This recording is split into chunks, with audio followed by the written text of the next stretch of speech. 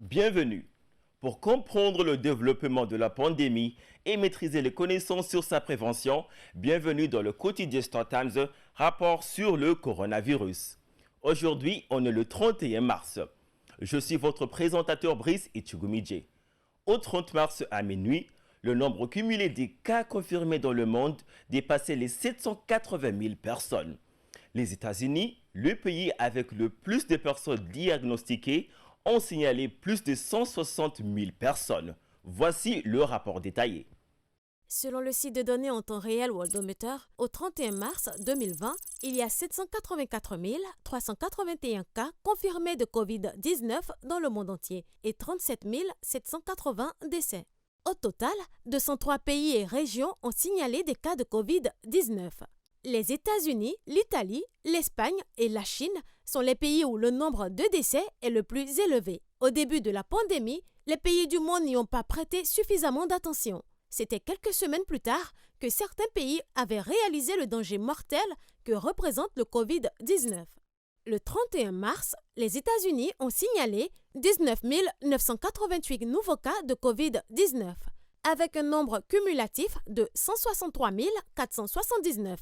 Le gouverneur de New York, Andrew Cuomo, a averti que l'explosion de nouveaux cas confirmés et de décès pourrait bientôt se répéter à l'échelle nationale. Il a ajouté qu'il était d'accord avec le président pour dire qu'il s'agissait d'une guerre et que la préparation au pic d'infection est essentielle.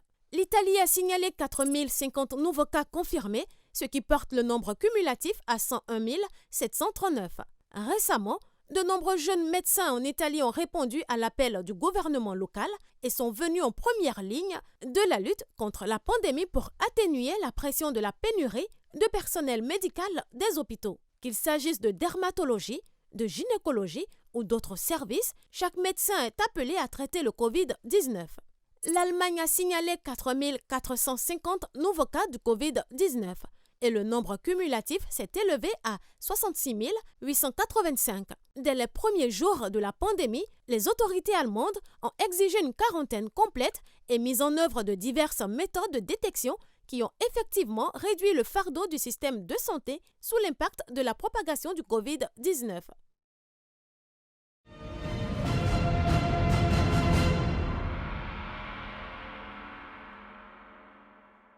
Le nombre de cas confirmés de coronavirus en Espagne a grimpé en flèche. L'Espagne est le troisième pays le plus touché dans le monde entier.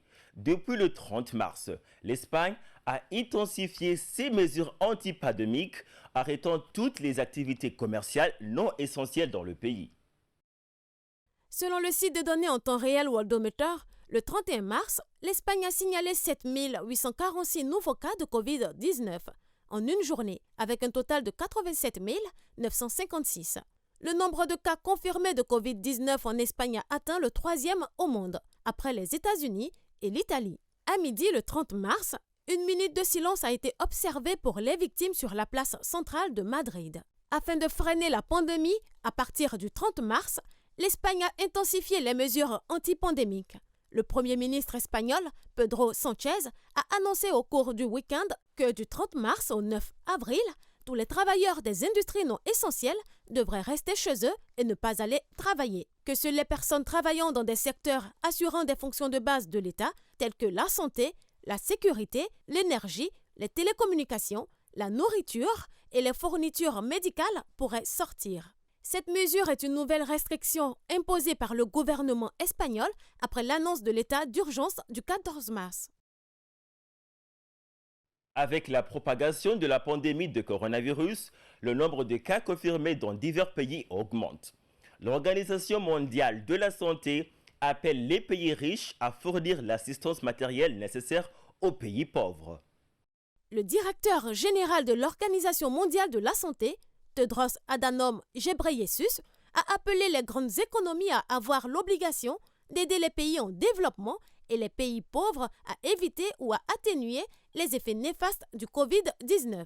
Selon Tedros Adhanom Ghebreyesus, les pays riches doivent augmenter la production de fournitures de base et les distribuer dans le monde entier en fonction de la demande, afin d'assurer la fourniture des produits de base à bas prix aux petites économies des pays d'Afrique, d'Asie et d'Amérique latine. L'OMS a également publié un manuel pratique sur la façon de créer et de gérer des centres de traitement temporaires de COVID-19 afin d'aider les pays en développement à contrôler la pandémie de COVID-19 tout en maintenant les garanties de base. Selon Tedros Adhanom Ghebreyesus, il s'agit d'un guide de sauvetage pour faire face à la flambée des cas auxquels sont actuellement confrontés certains pays. Une fois la crise terminée, cela apportera encore des avantages pour la santé et la prévention des pandémies. Avec l'émergence des cas d'infection asymptomatiques chez des personnes en bonne santé, les patients asymptomatiques atteints du coronavirus ont attiré l'attention du public. Les experts chinois ont interprété ce phénomène. Une infection asymptomatique fait référence à une population infectée sans symptômes typiques du COVID-19. Les patients présentent généralement moins de symptômes cliniques tels que la fièvre et la fatigue, mais leurs tests d'acide nucléique sont positifs. En bref, certaines personnes sont porteuses du virus, mais elles ne tombent pas malades et ne présentent aucun symptôme évident. Les experts estiment que la présence de personnes asymptomatiques n'est pas un gros problème. Le médecin Zhou Nanshan, expert de la respiration, indique que les nouveaux cas dans la plupart des régions de la Chine ont été maintenus à zéro et que le nombre de cas asymptomatiques peut être très faible. L'identification et la mise en quarantaine de la population asymptomatique est une stratégie importante pour freiner la propagation du COVID-19. La détection précoce, la notification précoce, la mise en quarantaine précoce et le traitement précoce sont les clés du contrôle de la pandémie. À l'heure actuelle, les résultats cliniques des personnes asymptomatiques ont une tendance à être bons.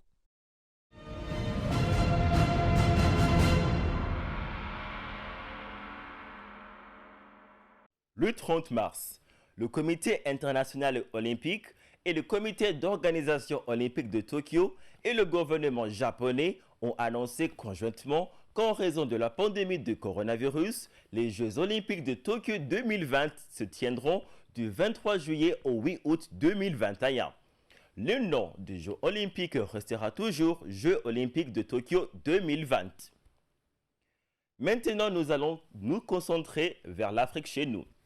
Au 30 mars, 46 pays africains étaient déjà touchés par le Covid-19, avec un total des cas confirmés de 4 981, dont 146 décès et 335 guéris. Le 30 mars à 21h, heure de l'Afrique de l'Est, l'ensemble du continent africain a confirmé 4 981 cas du Covid-19 et la plupart des pays africains ont pris une série de mesures préventives pour empêcher la pandémie de continuer à se propager. À l'heure actuelle, 11 pays africains ont signalé plus de 100 cas confirmés, dont l'Afrique du Sud, l'Algérie, la Côte d'Ivoire, le Ghana, le Nigeria, le Sénégal, etc. L'Afrique du Sud compte le plus grand nombre de cas confirmés, jusqu'à 1280. Mais à cause de la limite de l'ampleur de la détection et de la pénurie d'équipements, les cas réels pourraient être plus nombreux. Le Zimbabwe a également commencé un blocus pendant 3 semaines depuis lundi et plus de villes à travers le continent africain seront fermées. Le 30 mars, l'Éthiopie a pris une série de mesures pour répondre à la situation pandémique qui empire de jour en jour. 4 États ont arrêté les transports publics interétatiques, y compris le Tigré, l'Oromia, l'Amhara et la région des nations, nationalités et peuples du Sud. Parmi eux, l'État du Tigré a annoncé un état d'urgence la semaine dernière. L'État d'Oromia a signalé 2 cas confirmés samedi dernier, tandis que l'État d'Amhara n'a que 2 cas confirmés pour la première fois ce lundi.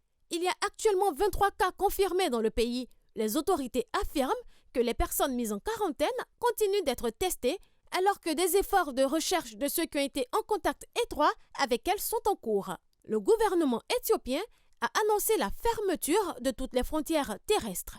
Ethiopian Airlines a également suspendu ses vols vers plus de 80 destinations. 109 sénateurs du Nigeria ont promis d'accorder 50% de leur salaire mensuel pour soutenir les efforts du gouvernement fédéral contre la pandémie. Le 30 mars, Godiya Akwashiki, le porte-parole du Sénat, a déclaré que la contribution mensuelle serait durable jusqu'à la fin de la pandémie dans le pays. Godiya Akwashiki a déclaré que le Sénat est prêt à faire tout ce qu'il faut pour s'assurer l'élimination complète du Covid-19 à travers le pays. Pendant ce temps, le milliardaire et homme d'affaires Mike Adenuga a annoncé lundi une contribution de 1,5 milliard de naira, soit 3,84 millions de dollars, dont 1 milliard au gouvernement fédéral et 500 millions au gouvernement de Lagos. Mike Adenuga est le propriétaire de Globacom, le deuxième opérateur de télécommunications au Nigeria, qui est présent aussi au Ghana et au Bénin. Le 30 mars, l'ambassadeur de la République de Sierra Leone en Chine, M. Ernest Mbemba Ndomaina, a visité StarTimes et a accepté une interview exclusive. Monsieur l'ambassadeur s'est exprimé sur les mesures de prévention de la pandémie prises par la Sierra Leone et les efforts du gouvernement chinois pour lutter contre le coronavirus. Regardons ensemble. I'm proud to say Sierra Leone is one of the few countries that have no cases of COVID-19 as of yet. 124 days. Wow, that's impressive. So what are the measures that the government back home is taking to ensure that our country is safe from this virus? Of course, you know that we had Ebola. Yes. 2014. And so we had just re-engaged the responses that we had introduced during the Ebola crisis. Right.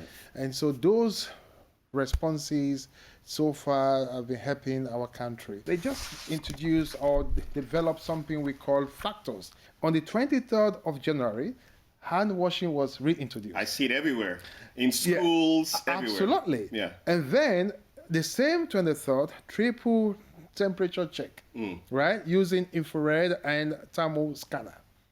Then the 26th of January, the orientation of DHMTs, right? On COVID-19. Right. So this time around, no Ebola, but COVID-19. Right. But similar kind of sickness. The same way that you need to avoid the issues during the Ebola is the same way you can implement to also put the COVID-19 away. Right. Now, what do you make of this measure that China took? And also, what can we learn from China with regards to helping us back home in Sierra Leone and also across Africa as a whole? By every standard, China's success in controlling and containing the COVID-19 outbreak is enormous. Right. In less than 3 months, the measures that China took helped to bring the outbreak under control. Immensely. China helped to save the rest of the world from an even more severe pandemic. Very severe, right. By gaining other countries several months to prepare for the prevention and control of this pandemic when it reached their shores. Let's keep the information moving to our people in Africa, and let's continue engaging China. China did it. China is doing it. We must learn from China. Let's don't close our doors or information. Let's learn where necessary. It's always good to know. It's always good to learn. Keep the spirit moving. I believe together we can beat COVID-19.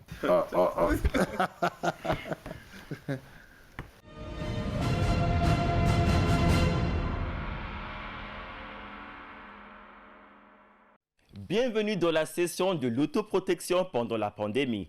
Dans cette session, nous partagerons des informations et des conseils précieux sur la prévention de la pandémie du COVID-19. Aujourd'hui, on va vous présenter la population sensible du COVID-19.